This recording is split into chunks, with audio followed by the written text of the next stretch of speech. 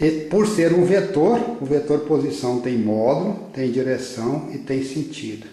A dimensão do vetor posição é comprimento e no sistema internacional a sua unidade é o metro. Outras unidades que pode se utilizar para o vetor posição é quilômetro, milha, centímetro e assim por diante. A dimensão do vetor posição e da distância é exatamente a mesma, ou seja, ambas, tanto distância como vetor posição, tem dimensão comprimento.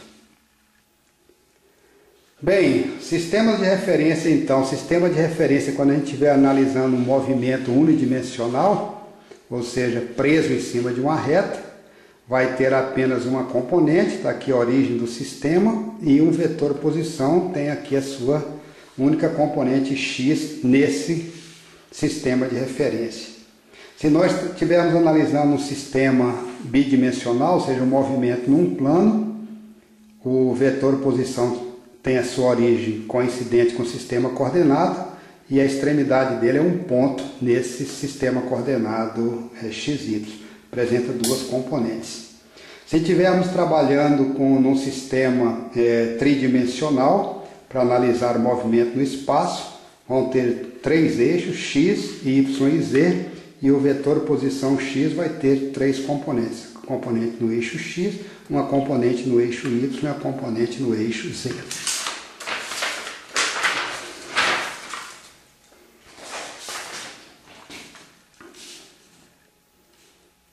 Outro conceito importantíssimo no estudo da cinemática é o que vem a ser a trajetória. A trajetória de um corpo, de uma partícula, de um objeto ou de um ponto material é uma curva composta pelo conjunto das sucessivas posições ocupadas por esse corpo ou por esse objeto em movimento. A fumaça deixada pelo avião na atmosfera é um bom indicador de sua trajetória. O conceito de trajetória é um conceito relativo, já que depende do sistema de referência.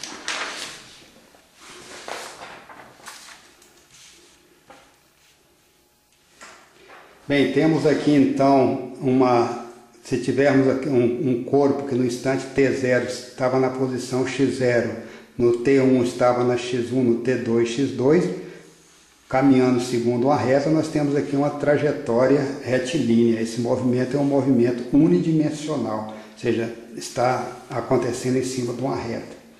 Se o movimento estiver acontecendo num plano, o corpo pode simultaneamente estar movendo segundo o x e segundo o y, então a gente poderia ter uma trajetória curva desse tipo. No instante t0 ocupando a posição x0 e y0 no plano, x1, y no instante t1, x2, y2 no instante t2 e assim por diante. Sempre teremos que informar qual é o sentido da trajetória, ela está acontecendo nesse sentido. E se tiver um corpo, por exemplo, como um avião se deslocando no espaço, vão precisar de três eixos coordenados, x, y e z, no instante t0 ocupando x0, y0, ou seja, no plano x0, y0 e na vertical z0.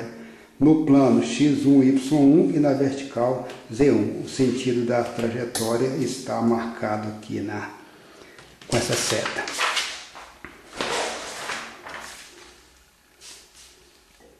Bem, o que é que nós chamamos de objeto, corpo, partícula e ponto material? Bem, o que vem a ser objeto, corpo, partícula são definições genéricas e a gente precisaria de uma definição um pouco mais rigorosa. Suponha que a gente estivesse estudando a cinemática de um automóvel que tivesse aí cerca de 4 metros de comprimento e 2 metros de altura. O sistema coordenado nosso tem aqui cada uma dessas unidades desse sistema coordenado, cada centímetro aqui está representando 1 metro. Então aqui são 5 metros, aqui são 10 metros em x, 5 metros e 10 metros em y. Bem, veja que um carro com 4 metros e 2 metros de altura, ou como é que a gente pode, quando a gente fala que pega, por exemplo, essa coordenada 5 metros para x e 5 metros para y, essa coordenada se refere a quem? A parte traseira do carro, a parte dianteira do carro, ou seja, as dimensões do carro são muito grandes comparado com as distâncias que nós estamos analisando nesse sistema coordenado. Por outro lado, se o sistema coordenado tivesse agora, cada centímetro aqui do sistema coordenado representasse 1 km, vejamos que a coordenada 5 km em x e 5 km em y está marcada aqui. Esse pequeno quadrado é um quadrado de 1 km por 1 km. Se a gente colocar um carro aqui que tem, por exemplo, 4 metros de comprimento, 4 metros aqui dentro desse quadrado de 1 km por 1 km vai aparecer como se fosse um ponto, ou seja, como se fosse algo muito pequeno. Então 4 metros, que é o comprimento do carro, é muito menor do que 1 km. 2 metros, que é a altura do carro, é muito menor do que 1 km. Então, nesse caso, se nós estivermos tratando de distâncias quilométricas, o comprimento do carro fica, comprimento, altura ou largura do carro fica muito pequeno comparado com essas distâncias, e a gente pode considerar o carro como sendo um ponto material.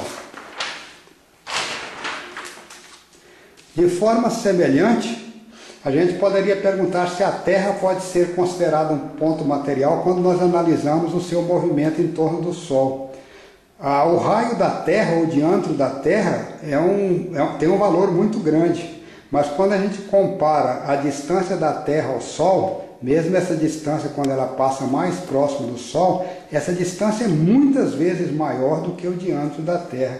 E nesse caso nós poderemos considerar a Terra, nessa modelagem cinemática, ou seja, o movimento da Terra em torno do Sol, como se fosse também um ponto material.